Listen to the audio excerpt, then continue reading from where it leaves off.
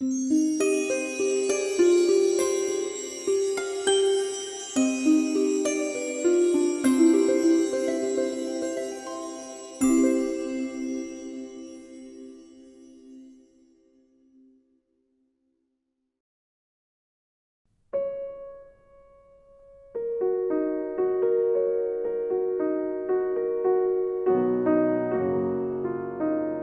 احمد وکیلی ام، متولد 1340 تهران، ولی دنباله اسمم اردبیلی داره چون جدم در جد اردبیلی هستند.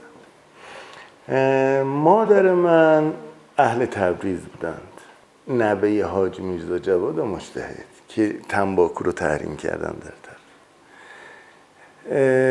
هر چقدر خانواده مادری من مشروطه چی بودند، خانواده پدری من مستبد بودن.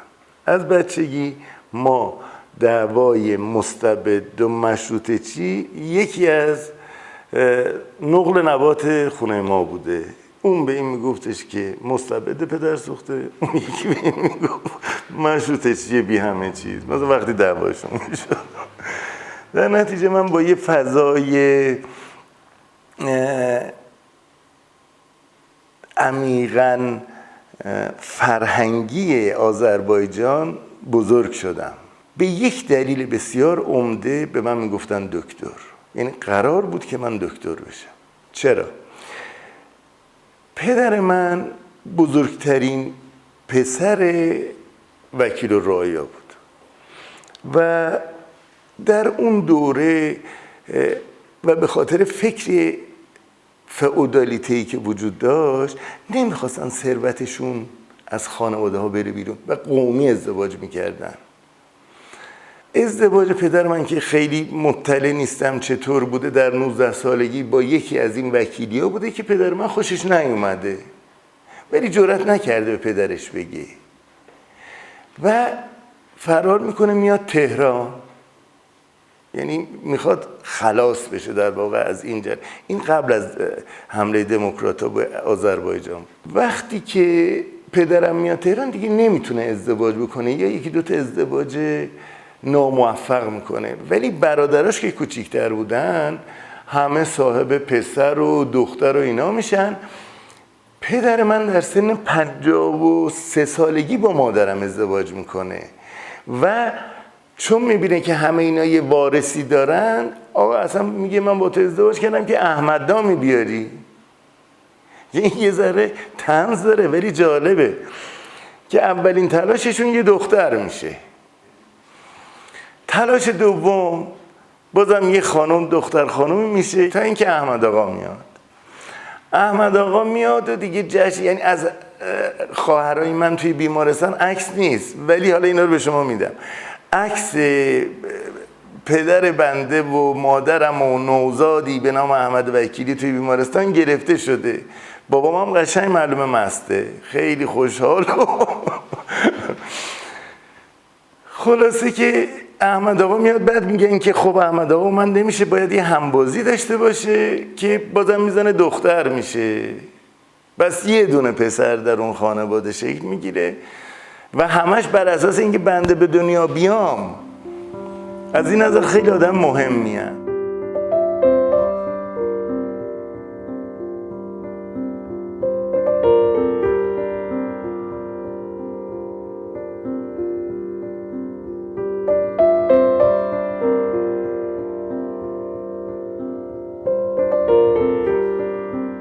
من متولد تهرانم اما تو خانواده ما ترکی صحبت میکردم و هر کسی هم که اصلا با لهجه فارسی ترکی صحبت میکرد مسخره میشد. خب شما فکر کنید که یک خانواده‌ای که میبینه در تهران یه امکاناتی وجود داره و نمیخواد از قافله عقب بمونه و بچه‌هاش خوشبخت بشن، پا میشن میان تهران. بنده تا اول دبستان که رفتم مدرسه، در دبستان ویژه خیابان پیچ شمیرون، خیابان درختی، مدرسه بنده اونجا بود، کلاس اول و دوم دبستان. عمه من با آیت الله انواری که از مشاهیر قم و اینا بود ازدواج کرده بودن و ایشون شوهر عمه من بودن. من خیلی خوب یادمه که خب تو بحثای جدی نبودم، ولی خوب یادمه که آقای انواری اومدن، پدر من ازشون خواستن که یه استخاره‌ای بکنن که ما بریم اردبیل یا در تهران بمانیم. خوب یادم تابستونی بود و نمیدونم نشسته بودیم و اینا، یه قرآنی رو آوردن و آقا باز کردن و فلان و اینا، یه دوزاری هم وسط همون گذاشتن، گفتم مبارکه بریم. ما برگشتیم اردبیل، کلاس سوم و چهارم دبستان، بنده اردبیل در مدرسه جعفر اسلامی درس خوندم. در خانواده پدری من از قدیم، نه که گفتم خانواده خیلی قدیم بود، کتاب‌های خطی بسیار بسیار نفیسی وجود داشت. از میرآماد شاید مرقع‌های مختلف، و یکی از تفریحات من این بود که میرفتم میشه عموم، میگفتم گلستان سعدی رو که یکی از گلستان‌های سعدی عبدالمجید درویش تو خانواده ماست که 2 تا دونه هم بیشتر نیست، یکیش لندنه میدونم قطعا، یکیش تو خانواده ماست. همونجا بده ببینم، مثلا ناز میکرد برو دستتو بشور، وضو بگیر، اینجوری بکن اونجوری بکن، بعد میذاشت جلوی من خودش ورق میزد. واقعا یه جلد سبزی داشت، هیچ وقت اصلا جزو خاطرات زیبای دوران کودکی من. یا مثلا مرقع‌های مختلف رو یادم مثلا یکیش دست عمم بود، اما هم بیشتر رفته بودن سراغ نقره و نمیدونم وسایل اشرافی اون دوره رو جمع کرده بودن. اما یه مرقع بسیار زیبا از میرعماد یادم دست عمم بود که باز من رفته بودم خواهش میکردم، و یه قرآنی که دست پدرم بود، 2 تا قرآن، یه قرآن مسافرتی، یه قرآن بسیار نفیس که هنوزم دارم. به پدرم جرأت کردم بگم در 12 سالگی که میذاری من اینو ببینم یه بار بکشم. اونم هی غر زد و فلان و این ارزش داره فلان اینا. اونم دوباره نشست خودش باز کرد و من از روی اون یک کپی کردم. یادم هم خطشو کپی کردم هم تصحیحاشو کپی کردم و خیلی حس خوبی داشتم، خیلی خیلی خوب. قابل توجه که خونه ما هم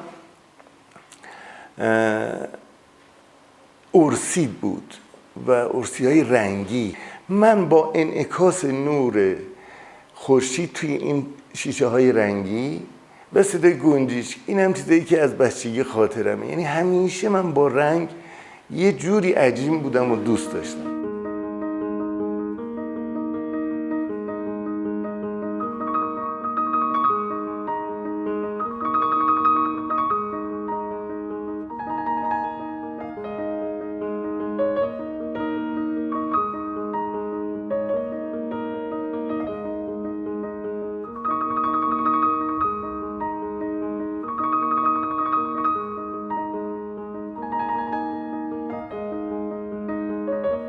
اون بچگی به من میگن که باید دکتر بشی، شما حتما باید. واقعا دکتر میگفتن، داییام و اینا میگفتن دکتر، من برمیگشتم، اصلا اسممو نمیگفتن.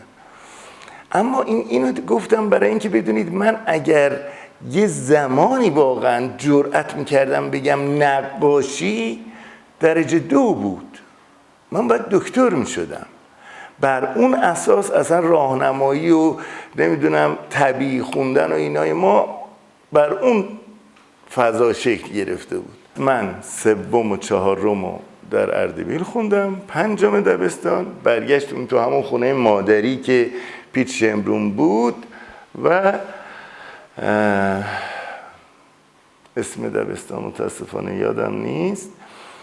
اما مهمتر از همه این بود که من 5 و اول راهنمایی رو در تهران، اول راهنمایی رو در خوارزمی خوندم، خوارزمی میدان بهارستان. یادم از خیابان صفی علی شاه میرفتم پایین و برمیگشتم. اما کلاس 2 راهنمایی اومدم نیاکان، یک مدرسه‌ای بود اونم توی پیش شمرون.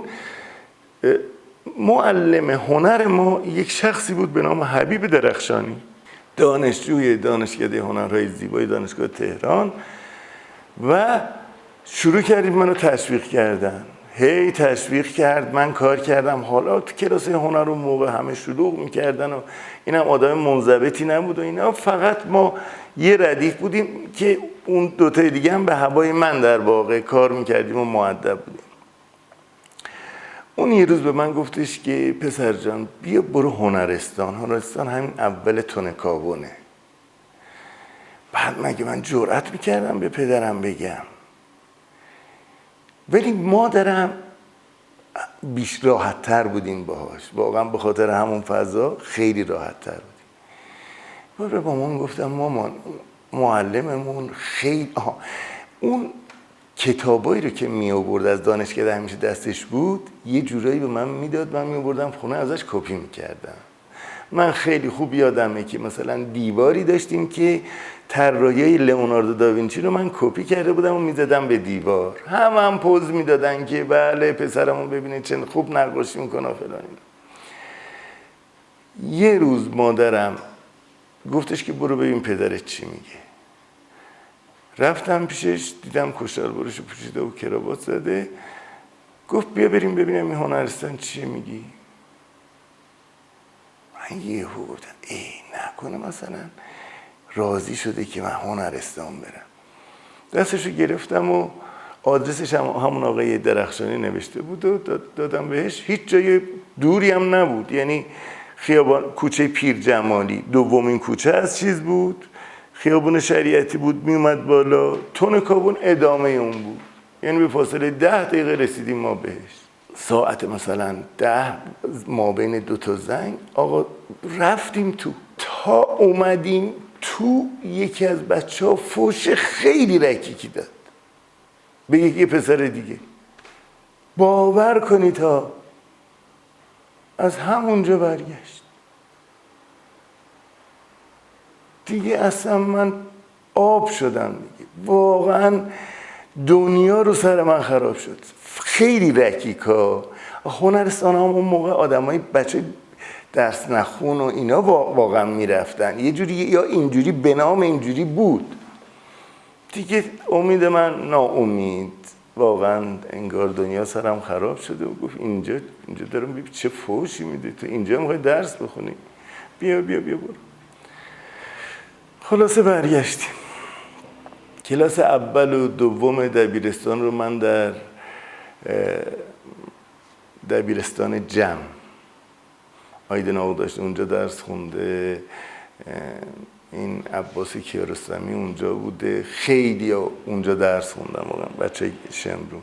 یه بخش هنری داشت، اونجا نقاشی میکردم و اونجا من بارها نفر اول استان تهران شدم و تا سال 1356 13 مرداد 1356 که پدر من فوت کرد.